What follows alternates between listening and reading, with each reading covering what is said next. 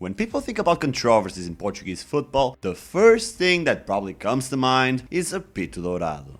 After all, the case was huge and every night you'd see a new development on the news. Plus, it went on for years before finally reaching a conclusion, a rather dissatisfying one, unless you were a Porto fan. Well, I'm a Porto fan. Benfica fans call me out on every Benfica video I make, telling me I'm a biased fan, that I hate Benfica, and that I should do an expose on Apito Dourado. Well, here it fucking is. In this video, I'll showcase all the details behind the corruption allegations that Porto faced, all the clubs, players and referees involved, and whether the final verdict was fair or not. My goal is to create the most impartial and definitive video about this case, so that whenever Apito Dourado is inevitably mentioned by foreign or Portuguese fans, this will be the go-to video to understand everything and come to a conclusion by the time they finish watching. So first, as usual, let me give you some context. On April 20th, 2004, the Apito Dourado operation was triggered. It was a massive investigation involving cases dating as far back as 3 decades earlier, and at the center of that hurricane were arguably the most influential figures in Portuguese football management. Former Boavista president and then president of the Portuguese League, Valentim Loureiro, and FC Porto's longtime president, Jorge Nuno Pinto da Costa. Every day, new headlines emerged about leaks and developments on TV. Pundits made their predictions, some saying Porto would end up relegated, while others saw it as nothing more than a conspiracy by jealous, unsuccessful clubs from the capital. This was big.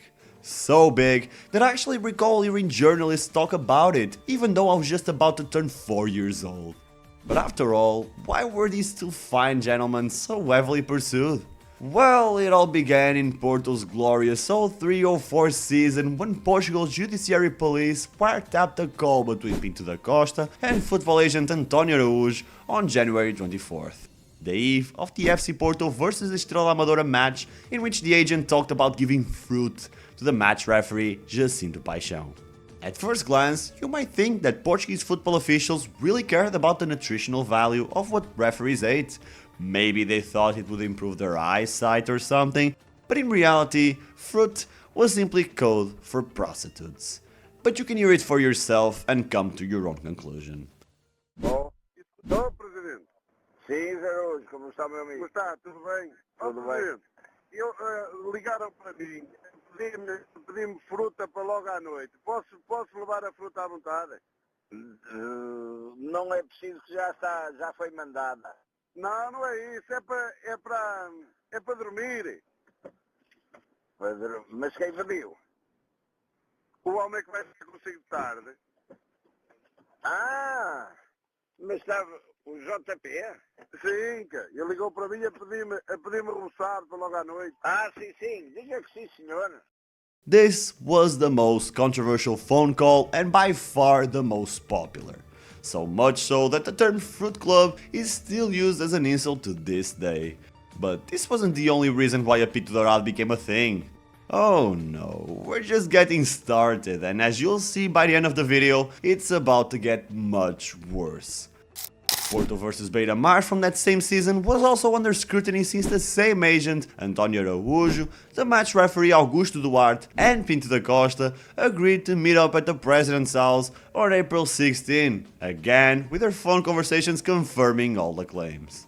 Now, nobody explicitly talked about corrupting the ref in that audio, which I'll leave in the description, but why would a ref visit the club president's home right before officiating a match for that president's team? And why would he be so hesitant about meeting in the middle of the day? But perhaps the worst part of all this was that the case put into question the legitimacy of Portugal's justice system.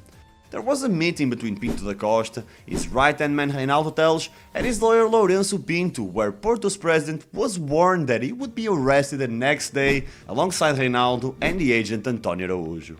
So, Pinto da Costa took off to Vigo with his wife Carolina Salgado, without warning António Araújo, who unsurprisingly got arrested along with the corrupt referees. Now, does this sound like the actions of an innocent man? The funny part is that less than 2 years later, Carolina herself would reveal many compromising details in her autobiography that would be used against Pinto da Costa, one of which being that he orchestrated his business trip to Vigo on purpose to avoid being put behind bars. But this was just the tip of the iceberg. A massive tip nonetheless that'll pull back the curtain on an underground game of influence and corruption played by the most ruthless businessman in Portuguese football. For example, when Deck was sent off against Boavista for throwing his shoe at the ref, Pinto da Costa came up with a brilliant idea to prevent a massive punishment for his golden goose. He called Tavares Teles, a well-known journalist at the time with heavy ties to FC Porto, and had him write in his column that Deco was considering retiring from the national team if he were suspended for 6 months, as many were predicting. And surprise surprise, Deck only missed 3 matches, and by the end of the year he was playing for Porto and Portugal as if nothing had happened. In the end, a club from Porto got the short end of the stick, but it wasn't FC Porto, it was Boavista. You see, the checkered ones were also investigated, and in the end they were found guilty of sports coercion, while Porto was only tried for corruption. But Throne, isn't that the same thing? Well, not really. If I were to coerce you into watching this video until the end, I'd be threatening you to stay. If I were to corrupt you into watching this video, I'll be offering you something, but ultimately you'd be free to refuse. Since one poses a threat to your free will and the other doesn't, coercion is usually viewed as a more serious offense. That's why Boavista got relegated, while Porto was only deducted 6 points at the end of a season where they comfortably won the league either way. But even that punishment, alongside the potential 2-year suspension of Pinto da Costa and a European ban, was overturned after the Dragons filed an appeal.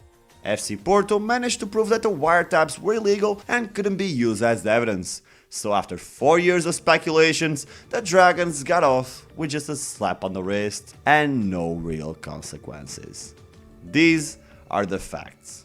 Like it or not, Pinto da Costa was corrupt. But at the same time, should Porto's achievements under Pinto da Costa really be brushed aside as just a product of manipulation and schemes? I don't think so. If anything, this process just proved that Portuguese football was corrupt as a whole. Or do you think it was merely Porto trying to have their way over the other two giants? The fact of the matter is that there was another parallel championship going on behind the scenes where presidents tried to pick referees for their matches based on multiple factors, such as their strictness, their history refereeing the club in question, and in some cases, their willingness to be bribed. In fact, Luís Filipe Vieira was also caught picking referees for the Benfica match against Belenenses in the Portuguese Cup in 2004. Then there's the whole email saga, but I'll leave that for another video. But let me make this perfectly clear. By no means am I using this to justify Porto's acts of corruption. If Portugal's court system were competent, they wouldn't have mishandled the case and made so many mistakes that ultimately made it impossible to severely punish Porto. But even if there had been a clear intention to serve justice, I doubt Porto would have received it. The three giants play a huge role in Portuguese society. Not only do they generate massive amounts of money, but they also serve as the country's main source of distraction, closely followed by an adorable fat man who likes to say "Espetáculo!" and a screaming lady who makes pussy perfumes. Certa! My point is that as much as Porto fans think everyone's against them, Portugal's government would never let that institution fall because they're literally the biggest symbol of the second largest region in the country in terms of population. Porto is untouchable, or at least it was under Pinto da Costa. Look, the guy had the power to tarnish politicians' careers and make your life a living hell if you ever dared to cross him. On the other hand, Porto's success from the 80s until the early 2010s can't be attributed to corruption. I mean, Pinto da Costa took over FC Porto in 1982. By 1986, the club had already reached a European final only to be blatantly robbed in the Cup Winners' Cup against Juventus. In 1987, Porto won the European Cup partly thanks to Sporting's incompetence. They had a young talent named Paulo Futre, but decided to let him go. Porto took advantage and reaped the rewards. In the 1990s, while Benfica was splurging their cash on foreign nobodies, Porto made key acquisitions like Jardel, Turlovic, Aloisio, and Deco, who was another Benfica reject by the way. Speaking of Benfica rejects, what about Maniche? Another crucial player in the Champions League winning squad who came directly from the club's biggest rivals.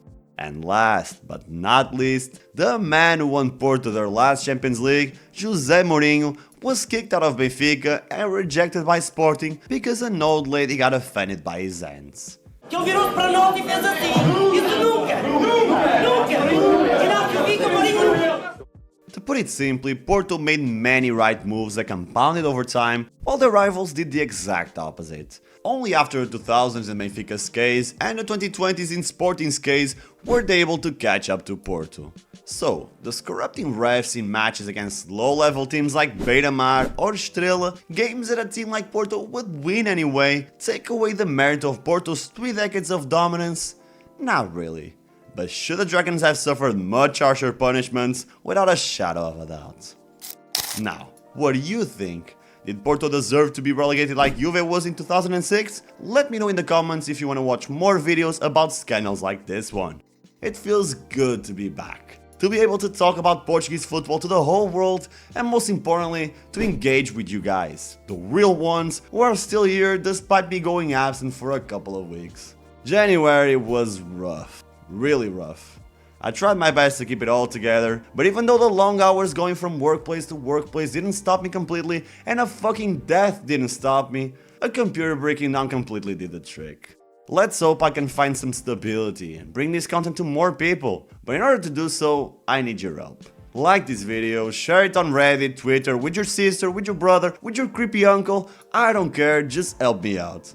I hate to sound like I'm begging, but YouTube doesn't want to promote this, so I gotta do my part. Thanks for watching, guys, I appreciate your support, and I will see you in the next one.